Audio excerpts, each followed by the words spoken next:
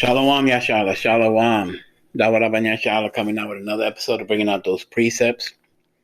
First and foremost, I want to give all praise and glory to Abanawa Yahweh, Ba'ashem Mashiach Yahweh Shai, Ba'ashem Kadash, True Father, Deliverer, and Savior's name in ancient Paleo Hebrew, Lashawan Kodash.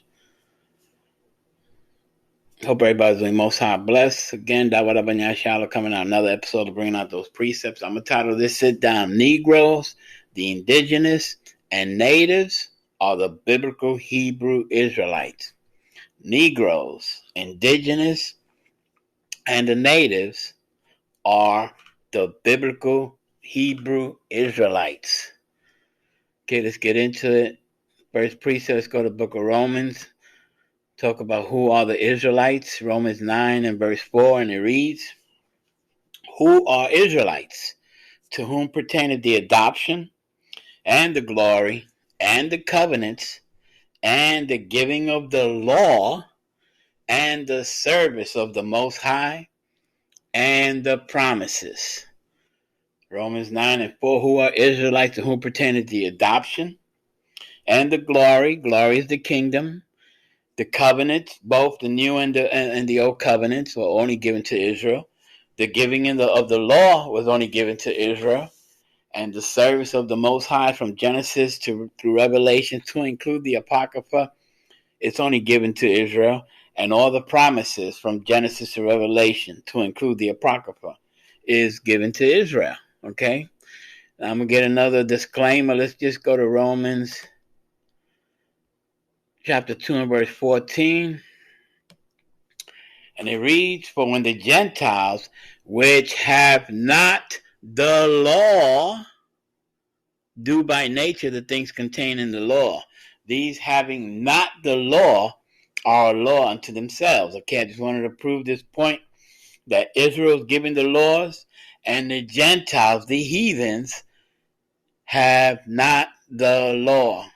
Okay, let's get into this lesson. Negroes, Indigenous, and Natives are the biblical Hebrew Israelites. Salakia. Let's go into the beginning. Genesis, the beginning. Genesis 15, and start reading from the 13th verse. Genesis 15 and 13 reads, And he said unto Abram, Know for surety that thy seed shall be a stranger in a land that is not theirs, and shall serve them, and they shall afflict them 400 years. Okay, Genesis 15 and 13. And he said unto Abram, Know for surety that thy seed shall be a stranger in the land that is not theirs, and shall serve them, and shall afflict them 400 years. Let's get verse 14. And also that nation whom they shall serve will I judge, and afterward shall they come out of with great substance. Okay, Genesis 15 and 14, and also that nation whom they shall serve will I judge, and afterward shall they come out with great substance. Just to prove only the biblical Israelites were this nation that were in this land that put us into bondage for 400 years. There is no other nation. You can check your history books. Everybody got smartphones and smart computers and Apple this and Apple that. Do your research. Okay? This is in the Old Testament. Let's get it in the New Testament.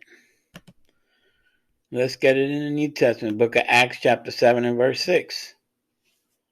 And it reads, And the Most High spake on this wise, that his seed should sojourn in a strange land, and that they should bring them into bondage, and entreat them evil 400 years. Okay, Acts 7 and 6. And the Most High spake on this wise, that his seed should sojourn in a strange land, and they that should bring them into bondage and entreat them 400 years. Okay, let's get Acts 7 and 7.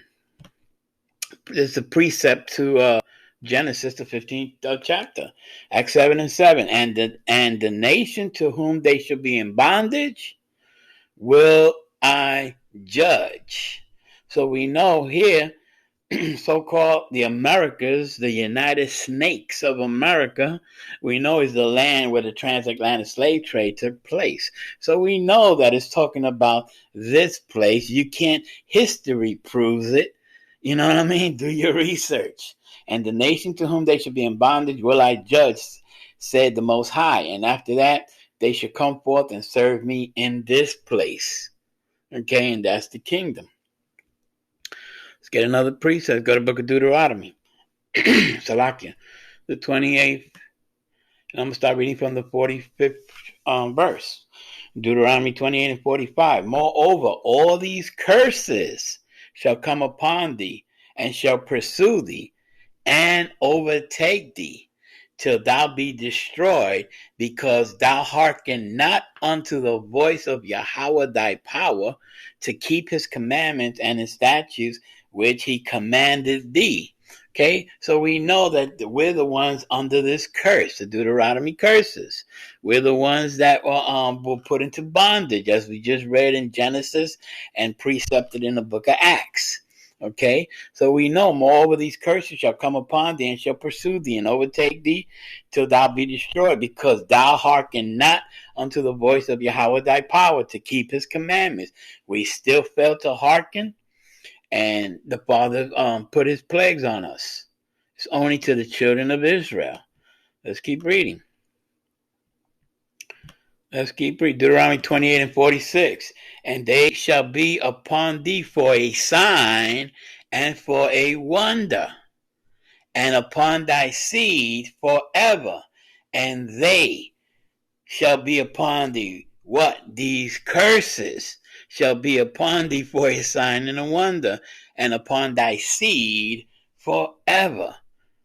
Okay, that's how we know who we are, fitting the Deuteronomy curses in the Holy Bible. Let's get another verse. Deuteronomy 28 and 47.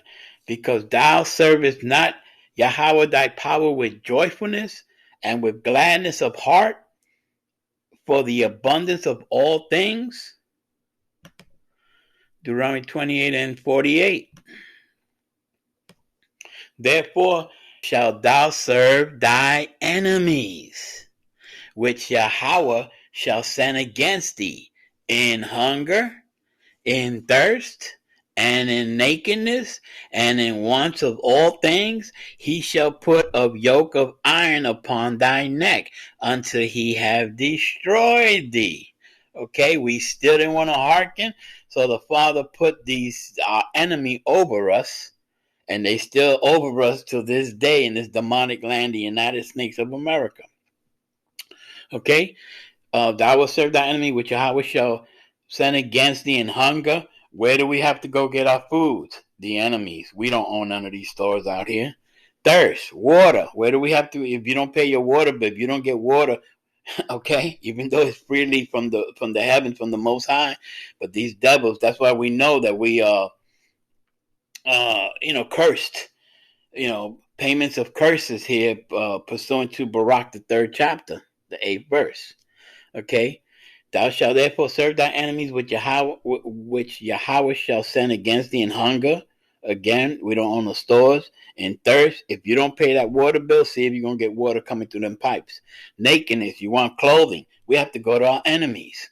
And in want of all things, you want to do a business, you got to get business license. You got to get business insurance. You got to get workman's comp. You want to marry somebody to the heathens, you got to get a marriage license. You have to, everything, a driver's license, a passport. If you want a barber, you have to have a barber's license. I mean, that's in want of all things. He shall put a yoke of iron upon thy neck until he have destroyed thee. Okay, we serving our enemy here for over 400 years. I just read it, Genesis 15 and Acts the 7th chapter. This is the land. Wake up, people. This is the land that's feeling the judgment of the Father. So you can understand why all these whirlwinds and all these storms and hurricanes and water and all this stuff is of the Father.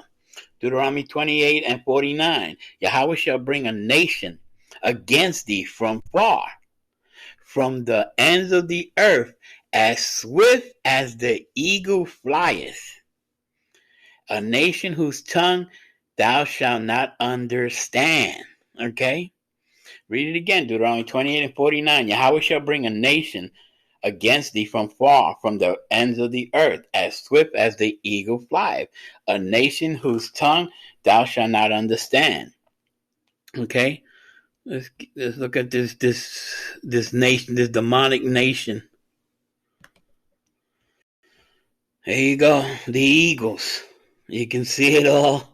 The eagles to the Great Seal of America, redesigned in 1777, first used in 1782. I'm reading the bottom two. The President of the USA, first used in 1880. We know who it is.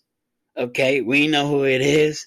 When you read Obadiah 1 and 4 on the side here, though thou exalt thyself as the eagle, and thou set thy nest amongst the stars, whence will I bring thee down, saith Yahweh. Okay, we know who is talking. We know which nation put us in bondage. Okay, the Negroes, Indigenous, and the natives are the biblical Hebrew Israelites. Point blank, period. If you could, debunk it. Debunk everything that I'm saying if you could, but you can't. So let's keep it moving. Let's go back to Deuteronomy 49. Let's get the next verse.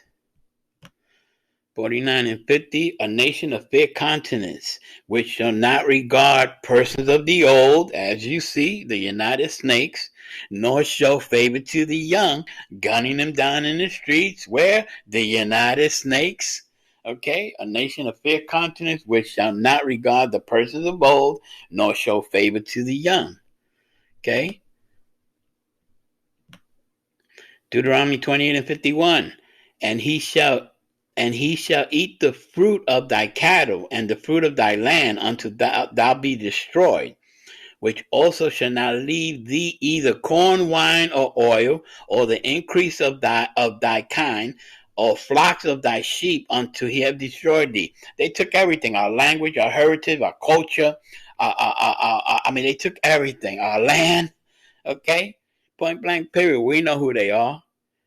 We know who they are, and that's why the Most High God is bringing judgment to this wicked demonic land, the United Snakes of America. Point blank, period. Deuteronomy 28 and 52.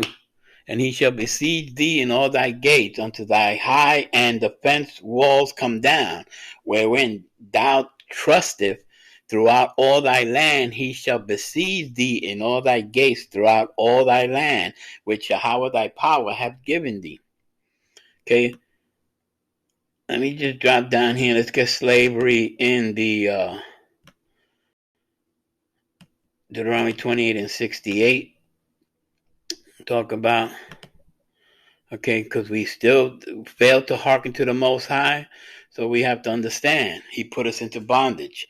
Deuteronomy 28 and verse 68. And Yahweh shall bring thee into Egypt again with ships. Okay? And Yahweh shall bring thee into Egypt again with ships. Egypt is just synonymous for bondage. When you look up the word and pursuant to Exodus the 20th chapter, it's bondage. And Yahweh shall bring thee into bondage again with ships. By the way of, I spake unto thee, thou shalt see it no more again. And there ye shall be sold unto your enemies for bondmen and bondwomen, and no man shall buy you. Okay, Deuteronomy 28 and 68. For all you unlearned that want to find out about slavery in the Bible, Yahweh shall bring thee into Egypt again with ships. If you know, during the first Exodus out of ancient Egypt, the Israelites walked. Okay, they didn't need any ships. So this is talking about going back into bondage, and the prophecy of us coming to this demonic land here, the United Snakes, on slave ships. Yahweh shall bring thee into Egypt again with ships by the way of I spake unto thee. Thou shalt see it no more again. What should we not see again? Our land to this day until we get redeemed out of this godforsaken place and go back home. Okay? Thou shalt not see it no more again. And there ye shall be sold unto your enemies for bondmen and bondwomen. There is no other nation on this godforsaken demonic world here. Any other nation went into bondage except the Negroes, the Indigenous, and the natives are the true biblical Hebrew Israelites. Period. There's no other nation. Okay? Stop the madness. All right?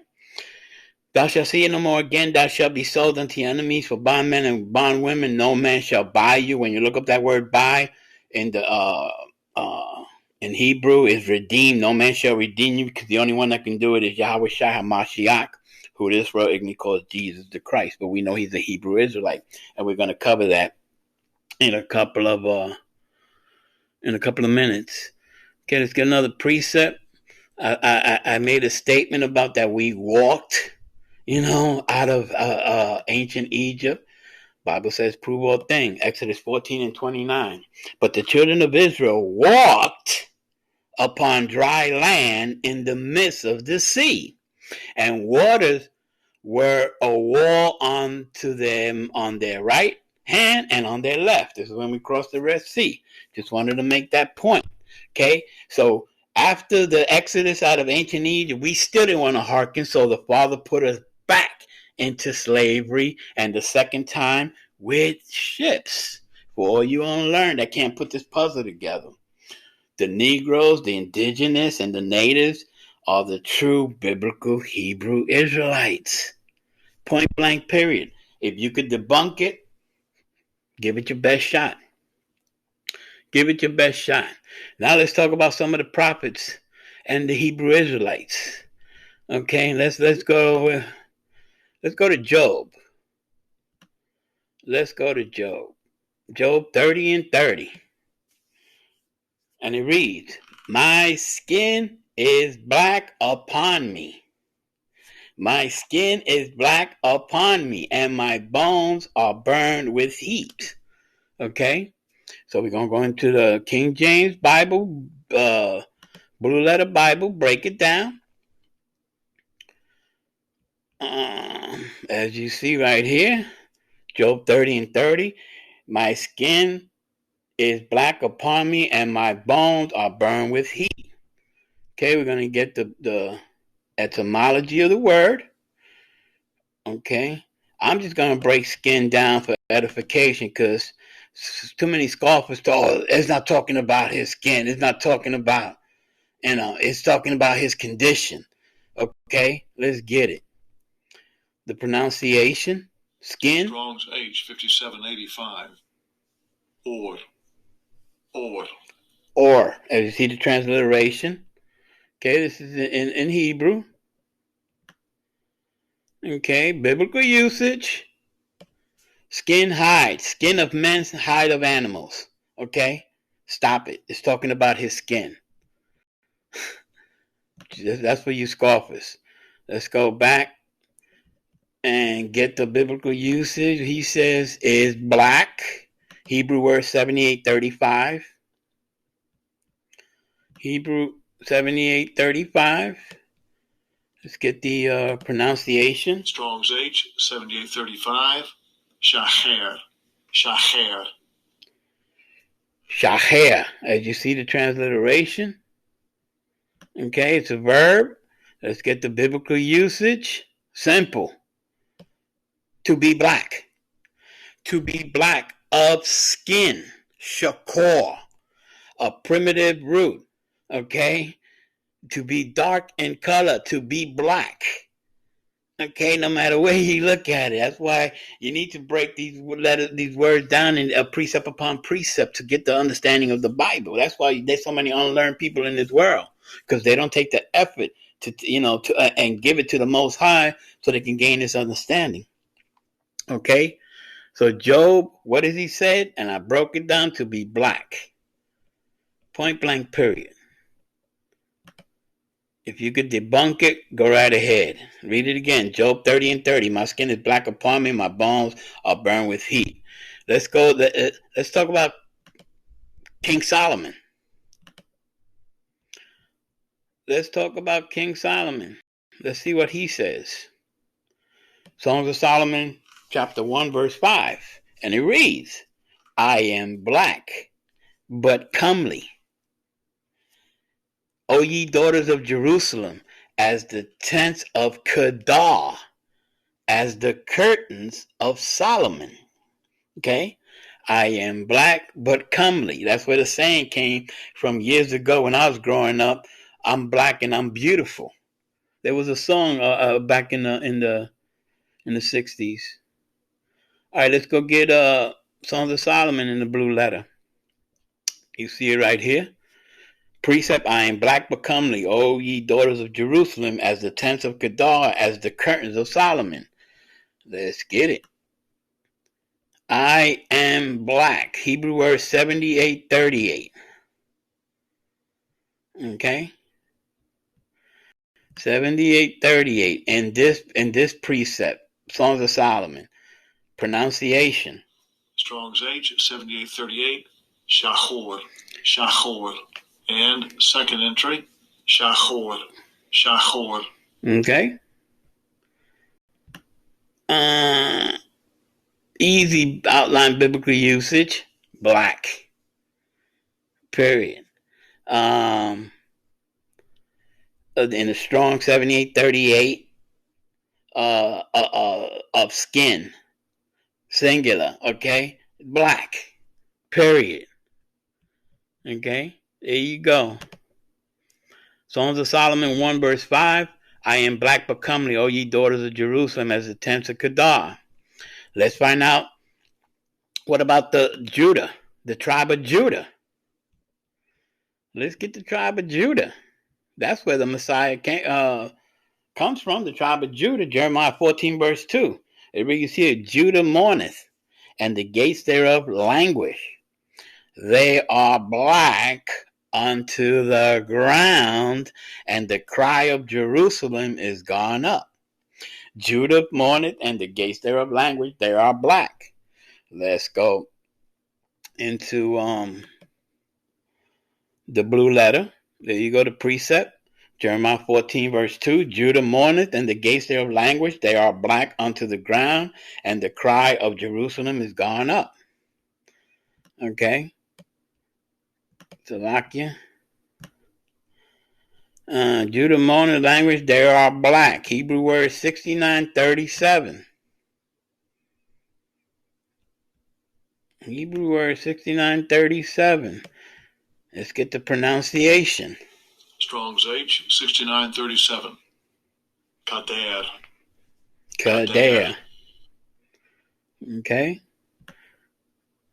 Let's get into the biblical usage. To mourn.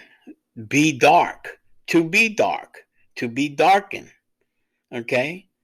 The Strong's definition, kader, dark colored. Okay. To mourn, be blackish, darken. I mean, the Hebrew lexicon. Let's get it. Right here, Job 6 and 6, be dark. I mean, no matter how you look at it, you just okay. So the true Jews, because Judah is is from the southern kingdom, which for all you unlearned, Israel, to this day we still two nations until the Messiah comes and gather us, pursuant to Ezekiel the 37th chapter, that he says we're going to be both we're going to be one in his hand. Okay, so until that time comes, it's split up into two kingdoms. The southern kingdom is the so-called Jews. Okay, those are the tribes of Judah, Benjamin, and Levi. Okay, the northern kingdom is where you get your indigenous tribes and the native Indian tribes. Okay, for all you unlearn. But I can only bring out the information. Some of you still won't get it. Some of you still gonna doubt it. I could break down these words. Let's go cover that. Let's go into the book Acts. Acts 13, and let's get that infamous word. That word that's so barred here that you can't say it. Okay? And that's Acts 13, and we're going to read from the first verse. And it reads, Now they were in the church that was at Antioch certain prophets and teachers, as Barnabas and Simeon, that were called Niger. Okay? Now they were in the church that was at Antioch certain prophets and teachers, as Barnabas and Simeon, that were called Niger. And Lucian of Cyrene and Manaen, which had been brought up with Herod the Tetrarch and Saul. Okay, but the point is, let's get the biblical usage of that word. Okay, let's go to Acts 13. There you see the precept. And there was in the church of Antioch certain prophets, as Barnabas and Simeon, which that were called Niger. Let's get the word. In the church Antioch, that were called, right? It's a Greek word. For all you want to learn, the Old Testament is in Hebrew, the New Testament is in Greek. So this is G 3526. Let's get it. Let's get it. Okay, pronunciation. Strong's G 3526. Niger. Niger. Let's get it again.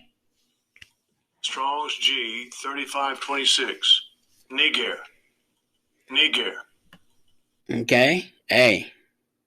Bible says prove all things, right? 1 Thessalonians 5:21. Let's get the biblical usage. Nigger equals black. Okay?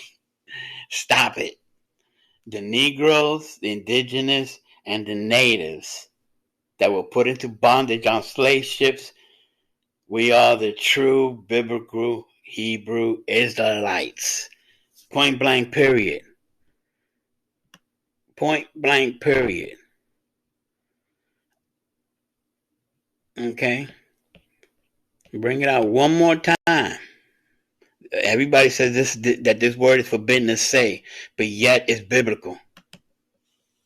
Strong's G 3526. Niger. Niger. So they were calling the prophets of ancient time niggers. I mean, come on.